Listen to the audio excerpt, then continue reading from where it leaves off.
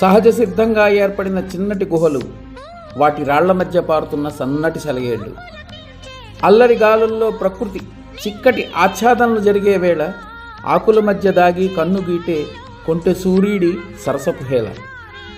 ఎవరూ లేని సమయంలో బహుశా అప్సరసలు జలకాలాడే అందాల కొనలు ఇవేనేమో.